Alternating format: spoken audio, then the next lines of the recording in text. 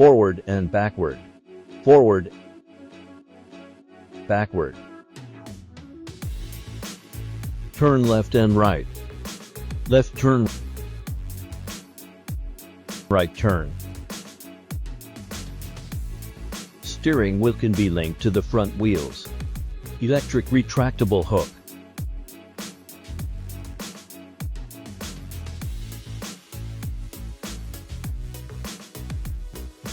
Three-speed adjustment.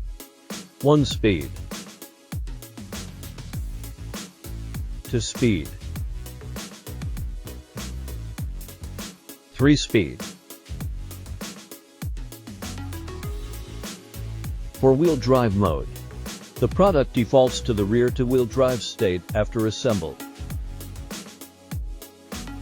First, press and hold the right front button F button of the remote control for about 20 seconds to pump up the air. Then pull the valve switch 1 to the right. When you hear a clicking sound, the switch is successful. Otherwise, you need to keep pumping. At this point, it changes from rear-to-wheel drive to 4-wheel drive.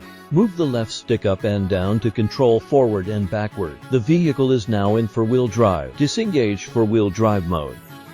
Now the vehicle is in 4-wheel drive. Press and hold the pump button for about 15 seconds. Then pull the valve switch 1 to the left. When you hear a clicking sound, it will be disengaged successfully. Otherwise, you need to keep pumping. At this point, the vehicle changes from 4-wheel drive to the default rear-to-wheel drive. Move the left stick up and down to control forward and backward. At this point, the vehicle is in the default rear-to-wheel drive state. After the release is successful, you can return the valve switch 1 back to the correct position. The following functions are unique to the locking wheel method. Lock right rear wheel. Press and hold the pump button for about 20 seconds. Then pull the valve switch 2 to the left. When you hear a clicking sound, the lock is successful. Otherwise, you need to keep pumping. At this point, the right rear wheel of the vehicle is locked. When operating in rear to WD or 4WD, the right rear wheel will be at a standstill. Unlock right rear wheel. Press and hold the pump button for about 15 seconds. Then pull the valve switch 2 to the right. When you hear a clicking sound, it will be unlocked successfully. Otherwise, you need to keep pumping. The right rear wheel is now unlocked. The vehicle will resume normal driving.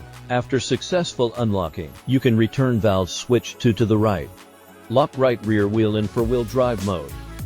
To lock the right rear wheel in for WD mode, you need to put the vehicle in for WD mode first. Repeat the procedure to lock the right rear wheel. Lock left front wheel. Press and hold the pump button for about 20 seconds. Then pull valve switch 3 to the right. When you hear a clicking sound, the locking is successful. Otherwise, you need to keep pumping.